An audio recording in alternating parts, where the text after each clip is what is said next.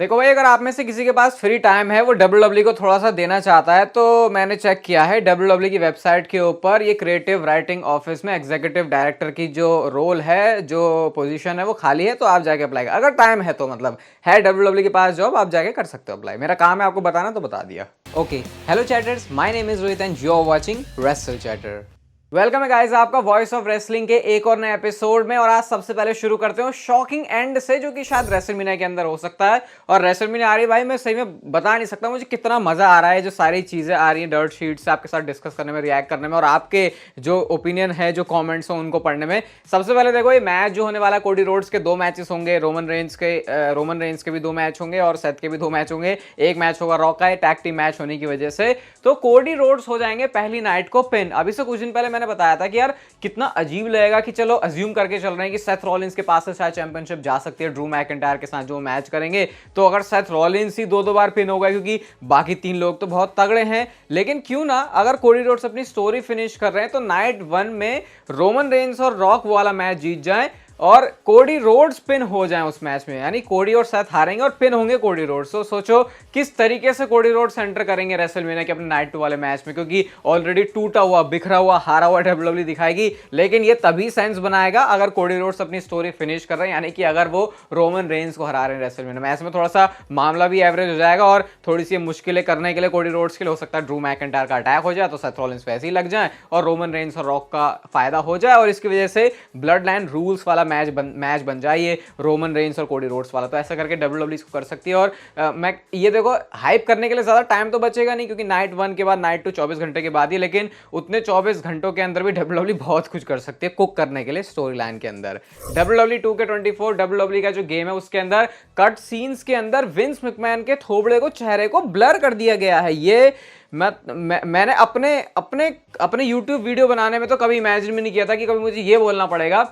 ये भी नहीं सोचा था कि विंस मैकमैन का नाम हटाया। ये तो भाई फेस ही ब्लर कर दिया। ये वो मोमेंट है जब बेकी लिंच को सस्पेंड किया था विंस मैकमैन ने, वो शार्लेट फेयर को लेके आया था कि अब ये जो है रेसलमेनिया में जाएगी, ऐसा कुछ था, मुझे याद आ रहा है। बाकी ज्यादा डिटेल मुझे याद नहीं आ रही दिमाग की। पासवर्ड याद आ गया है वैसे मुझे अपने रोहित पंत गेमिंग चैनल का, तो उसमें भी 2K24 की एक वीडियो बहुत जल्दी आने वाली, तो उसके लिए भी स्टे ट्यून्ड। तो यहाँ पे विंस मैकमैन के चेहरे को ब्लर कर दिया। और तो और इससे भी बड़ी बात सुनो, ये सुन के थोड़ा सा बुरा भी लगा, लेकिन फिर लगा विंस की अब चीजें ऐसे तो क्या करें इसके बारे में। TKO के COO जो है मार्क शिपेरो, यही बोलेंगे ना इसे, मार्क शिपेरो, इन्होंने ये बोला कि विंस का कोई लेना देना ही नहीं है हमारी कंपनी से। उन्होंने बोला कि हम ना विंस से बात करते हैं, हमें ये नहीं पता उनके मोटिव क्या, उनके प्लान क्या, उनकी टाइमलाइन क्या है। वो कंपनी के लिए काम नहीं करता, वो ना ऑफिस में आता है और वो वापस भी नहीं आने वाला। बहुत हार्श वे में उन्होंने ये बातें विंस मैकमैन के लिए बोली। इसका मतलब विंस का कोई लेना देना नहीं है कंपनी से। देखो, जो चीजें विंस ने करी उसके बाद जो चीजें हुई है, तो उस पर कोई सिंपैथी रखने की जरूरत नहीं है, ऐसा मैं सोचता हूं। लेकिन विंस मैकमैन, जिनको इतने टाइम से कंपनी के अंदर देखे, फिर बारे में सोचते हैं तो एकदम से दिमाग उसको डाइजेस्ट नहीं कर पाता। बट अभी क्लियर ये है भाई, विंस मैकमैन का जो पत्ता बिल्कुल सरक चुका है। मतलब कोई लेना देना ही नहीं है यहाँ पे। TKO के मेंबर्स की तरफ से भी ऐसी बात आ रही है, और हम ये सुन भी रहे कि विंस का लेना देना नहीं है। तो ये बात जो है इस बात को और भी तरीके से प्रूव करती है। अगली स्टोरी थोड़ी बहुत विंस से रिलेटेड है, लेकिन कोरी ग्रेव्स ने अपने रिसेंट इंटरव्यू में, जो कि short and to the point में था, यहाँ पे उन्होंने बोला कि आप जब वो ट्रिपल एच के एरा में काम कर रहे हैं, तो कमेंट्री पर जो हेडसेट्स हैं वो ज्यादा क्वाइट हो चुके हैं, जैसे वो पहले कभी भी नहीं थे। ये उन्होंने सीधा सीधा, टेढ़ा टेढ़ा, डायरेक्ट इनडायरेक्ट, जैसे भी कहना, विंस मैकमैन के ऊपर शॉट लिया कि यार जब विंस मैकमैन होता था ना कंपनी का, इतनी सारी चीजें, अगर आपको नहीं पता कि क्या मतलब है, थोड़ा एक्सप्लेन कर देता हूं। ये विंस मैकमैन हमेशा ही जो भी कमेंट्री पर बैठे होते थे उनको बोलते थे, अरे अब ये बोलना है, अरे तुमने ये मिस कर दिया, अरे तुम्हारी ऐसी की तैसी, ये वो सब Vince McMahon back stage show पर जब चल रहा था तो झल्ला रहे होते थे इनके ऊपर। बट अब वो चीज नहीं हो रही। और माइकल कोल में, जो मैं कह रहा था, इतने टाइम से चेंजेस हम लोग देख रहे हैं बहुत अच्छी तरीके से डब्ल्यूडब्ल्यू में। अब वो कमेंट्री कर रहे, लोग उनको पसंद कर रहे हैं। पहले उनको पता नहीं, बोलते थे कितना बेकार कमेंटेटर है, अचानक से विंस के जाने के बाद सब लोग जो है रिस्पेक्ट कर रहे हैं माइकल कोल की, क्योंकि अब थोड़ा सा फ्री तरीके से वो कमेंट्री कर सकते हैं। ये क्यों हुआ? क्योंकि अब विंस मैकमैन नहीं है। 2 दिन पहले आपको पता है पॉल हेमन को इंडक्ट किया गया था हॉल ऑफ फेम में। अभी जो हॉल ऑफ फेम की लिस्ट है वो और लंबी होती चली जा रही है, क्योंकि दूसरा नेम भी यहाँ पर ऐड हो चुका है, विमेंस रेसलर बुल नकानो। इनको भी हॉल ऑफ फेम में इंडक्ट किया जाएगा इस साल। तो ये जो थ्योरी लग रही थी कि सिर्फ अकेले पॉल हेमन होनी चाहिए, तो थोड़ी सी अजीब भी लग रही थी, बट वैसा कुछ नहीं हो रहा। डब्ल्यूडब्ल्यू प्रॉपर एक अपना पूरी सेरेमनी करने वाली है। आपको पता है ये हमेशा जो है रेसलमेनिया से पहले होती है। अगली स्टोरी है उस बड़े इंटरकॉन्टिनेंटल चैंपियनशिप के गॉन्टलेट मैच की तरफ इंटरकॉन्टिनेंटल चैंपियनशिप के लिए नंबर 1 कंटेंडर वाला जो मैच है, ये ग्राफिक आप लोग देख सकते हो, साथ में ट्वीट भी देख सकते हो जहां पर चैट गेबल ने लिखा है, मतलब एक तरीके से हाइप किया है कि भाई कैसे वो बिल्कुल रेडी होने वाले हैं इस चीज के लिए। और यहाँ पे अगर आप सपोर्ट देखोगे ना चैट गेबल के लिए तो बिल्कुल एक तरफा है, सारे लोग जो है उनको सपोर्ट कर रहे हैं। अगर डब्ल्यूडब्ल्यूई सिर्फ सोशल मीडिया पर देख रही है कैसा चल रहा है, तो भाई सैमी ज़ेन से भी ऊपर नाम चल रहा है चैट गेबल का, और वो इसलिए क्योंकि बहुत सारे लोग ऐसा लगता है सैमी ज़ेन तो चलो किसी दूसरी चीज में इन्वॉल्व हो जाएगा, चैट गेबल के लिए तो यही है करने के लिए। तो शायद डब्ल्यूडब्ल्यूई वो मौका और मोमेंटम दे रही है।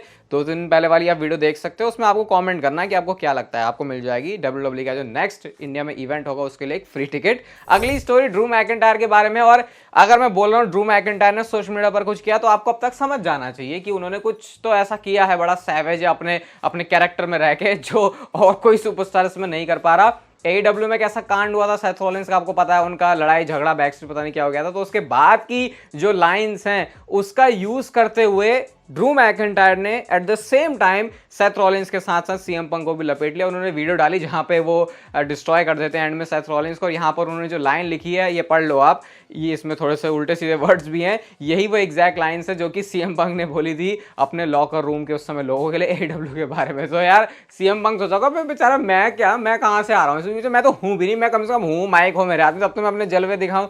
वो बंदा अपनी इंजरी से रिकवर कर रहा है, यहाँ पर ड्रू मैकिंटायर शॉर्ट्स पे शॉर्ट्स लिए जा रहे हैं। अभी तो मैं देखने के लिए एक्साइटेड हूं कि जो सेथ रॉलिंस ने बोला कि फेस टू फेस आके बात करूंगा ड्रू तेरे से, तब सेथ रॉलिंस कैसा बोलते, क्योंकि अचानक से पिछले 2-3 महीनों में अपना जो माइक पर गेम है या फिर सोशल मीडिया पर जो गेम है वो ड्रू मैकिंटायर नेक्स्ट लेवल पे लेके जा चुके हैं। अगली स्टोरी काजुचिका ओकाडा के बारे में, तो मैं आपको बता रहा था कि ये फ्री एजेंट है, शायद डब्ल्यूडब्ल्यूई के अंदर आ सकते हैं, डब्ल्यूडब्ल्यूई टॉक्स में है, लेकिन उसके बाद वो सारी बातें जो ऐसे डेड सी हो गई। तो आज डायनामाइट के शो पर, जहां पर नया लोगो वगैरह भी आ गया है डायनामाइट का, जो ओकाडा है उन्होंने अपना डेब्यू कर लिया है यहाँ पे, मतलब वैसे भी वहाँ पे आ चुके हैं, डेब्यू तो नहीं बोल सकते, ये कह सकते हैं कि हाँ भैया वहाँ के पार्ट बन चुके हैं और उन्होंने इलीट को ज्वाइन कर लिया है। तो ऐसे करके अब काजुचिका ओकाडा का जो डब्ल्यूडब्ल्यूई में आने का सीन है, जो बहुत सारे लोग एक्सपेक्ट कर रहे थे, वो नहीं हो रहा क्योंकि वो बन चुके हैं AEW कंपनी के सुपरस्टार। नेक्स्ट एक पॉल हेमन की तरफ से बात आती है, और ये आपको बतानी इसलिए भी जरूरी है कि आपको भी तो पता चले ये जो इतना सिनेमा हमारे सामने आ रहा है ब्लड लाइन का, वो कैसे हो रहा है। और ये भी तो मुझे बिल्कुल यूनिक लगा। अब तक तो मैं आपको बता रहा था कि ब्लड लाइन में रोमन रेंस, पॉल हेमन का रोल रहता है, कुछ जाके डिस्कस करते हैं चीजें, तो मतलब ओवरऑल जो ये चाहते हैं वही होता है। लेकिन इतना ज्यादा पर्टिकुलर स्पेसिफिक होके पॉल हेमन इस पर काम करने, मुझे ये नहीं पता था। पॉल हेमन ने ये देखा कि जिस तरीके से स्टोरी लाइन को दिखाया जाता है, प्रेजेंट किया जाता है, इंक्लूडिंग कैमरा एंगल और म्यूजिक, वो भी मैं अपना इनपुट देता हूं इस चीज में। कैमरा एंगल सोच रहे हो कि अच्छा ये जैसे वो रॉक ने रोमन रेंस रॉक को रोक लिया था इफ यू स्मेल बोलने के लिए, तो वो अलग से कैमरा एंगल था। वैसी चीज़ों की बात हो रही है जो विजुअली जब दिखे तो लोगों को अच्छा लगे, क्योंकि एक तो होता है ये, अभी ये सेटअप है, अभी तो यहाँ आगे से आगे आप देख लो, आप बोलोगे ये क्या है, तो वो आपको पता चलेगा बाद में जब सेटअप टूर की वीडियो आएगी। तो वो दिखाने का तरीका भी कैसे होता है वो भी पॉल हेमन बता रहे हैं। और म्यूजिक तक की बात हो रही है, ये तो भाई मतलब मैं क्योंकि ऐसे कामों करता हूँ कि भाई कैसे विजुअली अच्छा दिखाना, अपीलिंग दिखाना है, तो मैं भी सोच रहा हूँ अरे भाई पॉल हेमन अच्छा यही मतलब ऐसे काम भी कर रहे हैं यहाँ पे, ये तो इसके लिए तो भाई सैल्यूट बनता है और डिजर्व करते हैं बहुत अच्छी तरीके से Paul Heyman hall of fame में आना।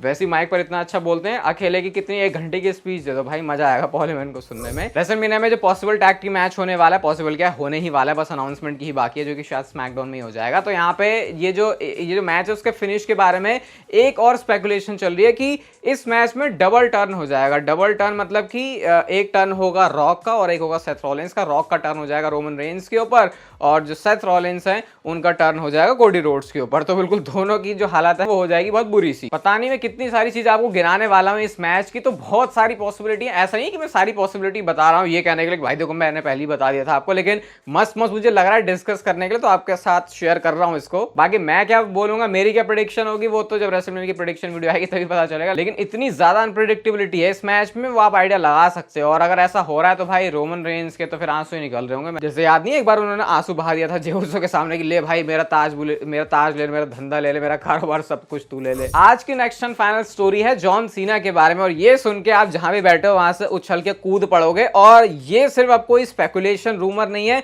कुछ बहुत ही स्ट्रॉन्ग चीज हमको पता चली है जॉन सीना के बारे में रेसलमेनिया रेसलमेनिया के लिए सिर्फ होस्ट की बात नहीं हो रही है, सिर्फ अपीयरेंस की बात नहीं हो रही, बल्कि एक्चुअल एक मैच रेसल करने की बात हो रही है। अभी हुआ है कि जॉन सीना अपने प्रोजेक्ट को प्रमोट करने के लिए अलग अलग शोज पर निकले, जहां पर एक पैनल पर वो बैठे होते हैं और उन्होंने उनसे पूछा कि तुमको क्या पसंद है ज्यादा पहनना, तो वो अपने जॉर्ड्स की बात करते हैं। जॉर्ड्स मतलब कि वही जो छोटी वाली कटी हुई जो जीन पहन के आते हैं जॉन सीना, उसकी वो बात करते हैं कि उसको वो ज्यादा प्रेफर करेंगे अगर रेसलमेनिया 40 की बात हो रही है, फिंगर्स क्रॉस ऐसा करके उन्होंने बोला। यानी कि उन्होंने खुद से ही हाइप कर दिया अपनी रेसलमेनिया 40 के मैच को, ना सिर्फ अपीयरेंस को बल्कि एक मैच, क्योंकि वो मैच करने आते तभी जॉर्ड्स पहनते हैं, वरना तो फिर आपको पता है जॉन सीना कैसे भी आ सकते हैं कपड़े वपड़े सूट वूट पहन के। और नेक्स्ट जिमी फैलन के शो पर आए थे जॉन सीना, तो यहां पे तो भाई पूरा ही इन्होंने माहौल ही बना दिया जैसे कि रेसलमेनिया प्रमोट करने ही आए हैं। सबसे पहले जो जिमी फैलन है वही हाइप करते हैं, एक उन्होंने कुछ तो इंस्टाग्राम की पोस्ट दिखाई जो भी डालते रहते हैं जॉन सीना, क्या इसका लिंक ये रोमन रेंस और रॉक वाली स्टोरी लाइन से तो नहीं, क्या तुम रॉक के सामने तो नहीं आने वाले, तो उन्होंने एकदम से हाइप किया भाई ऐसा हो जाएगा वैसा होगा। बट उन्होंने बोला कि मैं अभी कोई ऐसी बात उनको बोलना नहीं चाहता जो मैं अपना प्रॉमिस पूरा ना कर पाऊं।